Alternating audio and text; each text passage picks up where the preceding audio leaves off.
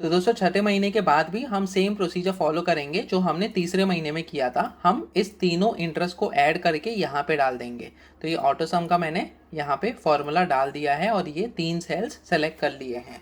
तो जैसे ही आप एंटर पे क्लिक करते हो आपको 628 रुपीज़ का इंटरेस्ट मिलता है आपके इस बैलेंस पे।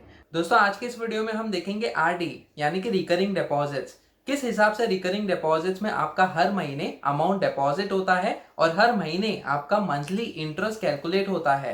दोस्तों हम एग्जाम्पल के जरिए ये भी देखेंगे कि हर 3 महीने में यानी कि क्वार्टरली कंपाउंडिंग होता है आपके रिकरिंग डिपॉजिट पे। यानी कि जैसे कि मैंने आपको पिछले वीडियोस में बताया हुआ है कि कंपाउंडिंग को हम कहते हैं इंटरेस्ट पे इंटरेस्ट मिलना, यानी कि जो आपको मंथली डिपॉजिट्स पे इंटरेस्ट मिलेगा उस पे 3 महीने के बाद और ज्यादा इंटरेस्ट मिलने लगेगा जो भी आपका मंथली इंटरेस्ट मिला है उस पे।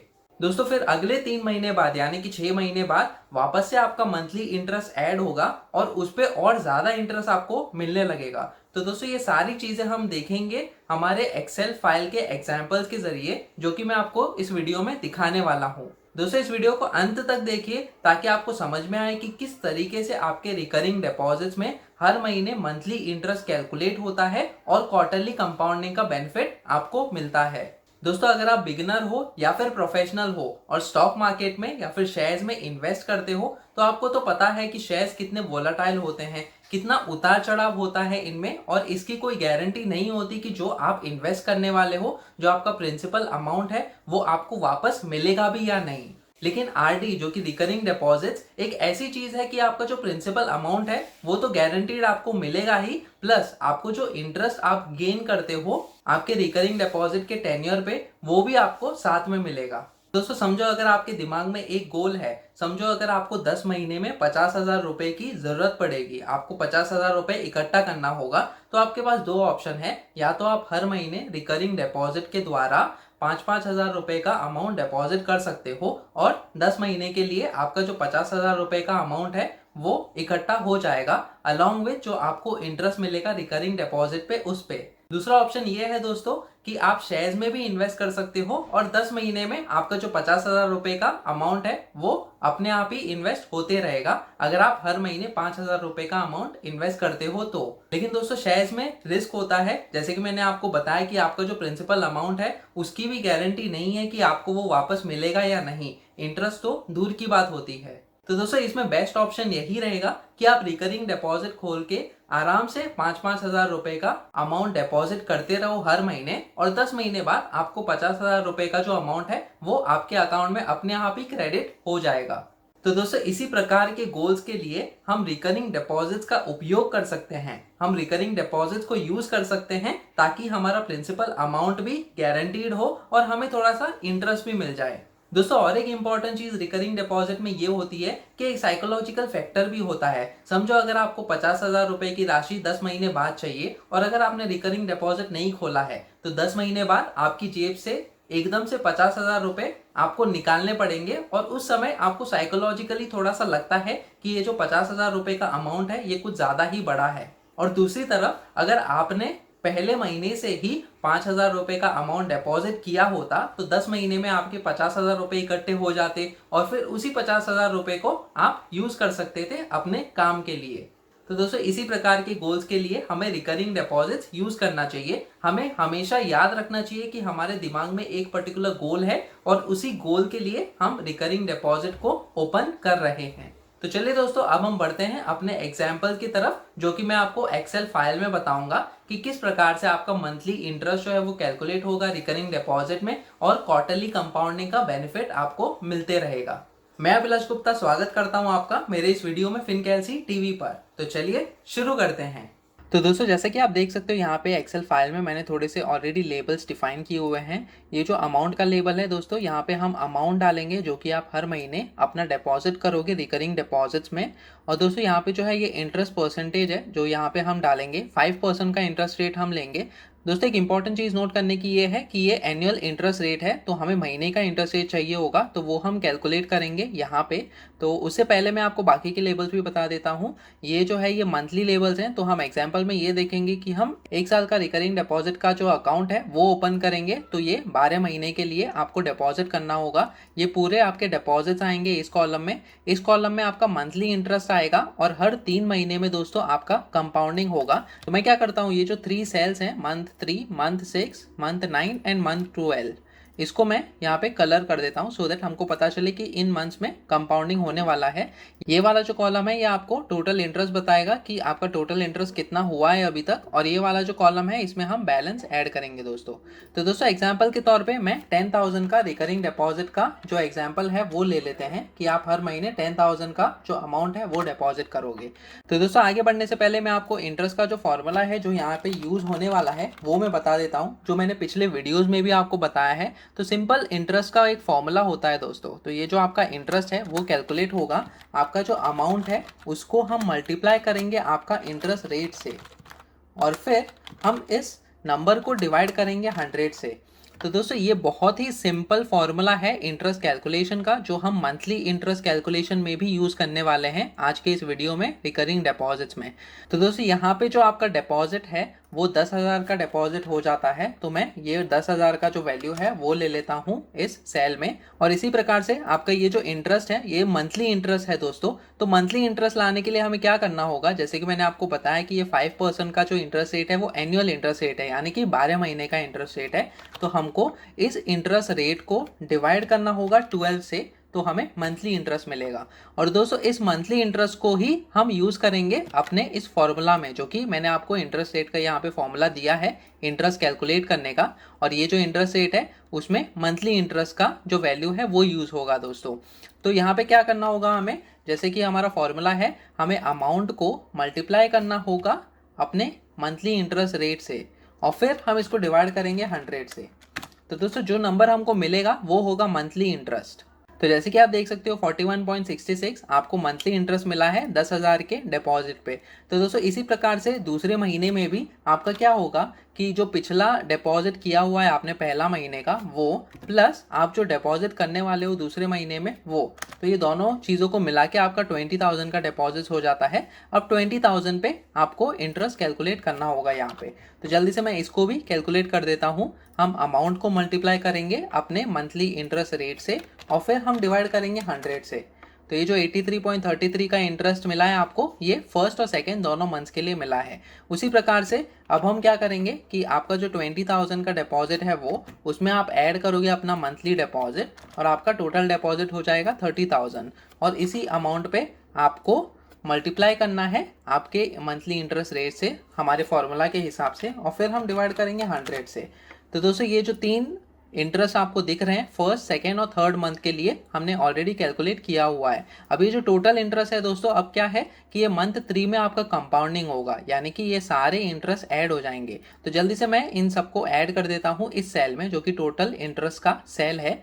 यहाँ पे मैं फॉर्मूलाज पे जाऊँगा और ऑटो सम में डाल के यहाँ पे ये 3 वैल्यू सेलेक्ट करूँगा। तो दोस्तों जैसे ही आप सेलेक्ट करते हो यहाँ पे, ये 250 रुपये का आपका टोटल इंटरेस्ट हुआ है 3 महीने बाद आपके रिकरिंग डिपॉजिट, जो कि 10,000 रुपये का मंथली अमाउंट आप डिपॉजिट कर रहे हो। तो दोस्तों आपका जो बैलेंस है वो किस प्रकार से कैलकुलेट होगा यहाँ पे 3 महीने बाद, आपका जो टोटल डिपॉजिट है वो, यानी कि 30,000 प्लस आपको जो इंटरेस्ट मिला है वो। तो दोस्तों इस चीज़ को हमने ऐड कर दिया है, और इसी बैलेंस पे आपको चौथे महीने से इंटरेस्ट मिलना शुरू हो जाएगा दोस्तों।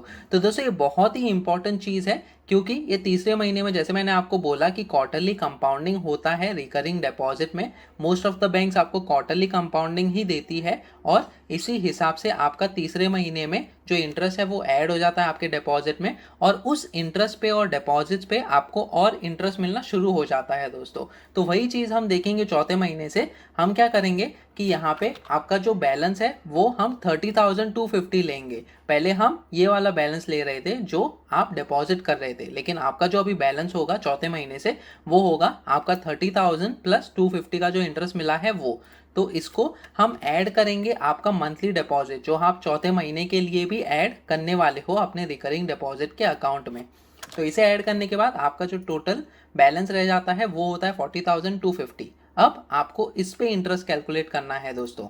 तो इंटरेस्ट कैलकुलेशन का फॉर्मूला वापस लगाएंगे हम। ये 40,250 का जो अमाउंट है उसको हम मल्टीप्लाई करेंगे अपने मंथली इंटरेस्ट रेट से और फिर हम डिवाइड करेंगे इसको 100 से। तो दोस्तों हमें इंटरेस्ट मिलता है 167.70 का, है ना, बहुत ही सिंपल चीज़। दोस्तों इसी प्रकार से फिफ्थ मंथ के लिए भी आपका जो डिपॉजिट है वो हम ऐड कर देंगे यहाँ पे 10,000 का 40,250 के टोटल पे, और फिर इस पे आपका जो इंटरेस्ट है वो कैलकुलेट होगा। ये अमाउंट लेंगे हम, इस अमाउंट को मल्टीप्लाई करेंगे इस इंटरेस्ट रेट से और फिर डिवाइड करेंगे 100 से। और फिर छठे महीने के लिए भी हम ये वाला अमाउंट लेंगे और फिर इसको हम ये वाला डिपॉजिट जो है 6 मंथ के लिए वो ऐड कर देंगे और फिर इस अमाउंट पे आपको इंटरेस्ट कैलकुलेट करना है। हमने ये अमाउंट ले लिया और फिर हम मल्टीप्लाई करेंगे इस मंथली इंटरेस्ट रेट से और फिर डिवाइड करेंगे 100 से। तो दोस्तों छठे महीने के बाद भी हम सेम प्रोसीजर फॉलो करेंगे जो हमने तीसरे महीने में किया था। हम इस तीनों इंटरेस्ट को ऐड करके यहाँ पे डाल देंगे। तो ये ऑटो सम का मैंने यहाँ पे फॉर्मूला डाल दिया है और ये 3 सेल्स सेलेक्ट कर लिए हैं। तो जैसे ही आप एंटर पे क्लिक करते हो आपको 628 रुपीज़ का इंटरेस्ट मिलता है आपके इस बैलेंस पे। तो इसी बैलेंस को हम ऐड कर देंगे ये वाला इंटरेस्ट। तो 60,250 को हम ऐड करेंगे 628.125 का इंटरेस्ट। तो अब 7वें महीने से आपको इस बैलेंस पे अपना इंटरेस्ट कैलकुलेट करना होगा दोस्तों। तो जल्दी से मैं दोस्तों 7वें महीने से लेके 9वें महीने तक आपका इंटरेस्ट कैलकुलेट कर देता हूँ यहाँ पे। तो दोस्तों जैसे कि आप देख सकते हो यहाँ पे मैंने आपका ये टोटल इंटरेस्ट भी यहाँ पे निकाला हुआ है, जो कि ये 3 महीने का सम है, जो कि है 1010 रुपीज़, अप्रॉक्सीमेटली 1011 रुपीज़ हो जाता है। और यहाँ पे मैंने ये इंटरेस्ट को ऐड कर दिया है इस डिपॉजिट पे, जो कि आपका टोटल बैलेंस ले जाता है 91,889 रुपीज़। तो दोस्तों इसी प्रकार से मैं 10th 11th और 12th मंथ के लिए भी आपका इंटरेस्ट कैलकुलेट कर देता हूँ। जैसे कि आप देख सकते हो ये हमने 10th 11th और 12th मंथ के लिए भी अपना इंटरेस्ट कैलकुलेट कर दिया है यहाँ पे, और इसका सम मैंने कर दिया है इस सेल में। और दोस्तों ये वाला वैल्यू जो है ये आपका मैच्योरिटी अमाउंट हो जाता है, तो इसके लिए भी मैं इसको कलर कर देता हूँ।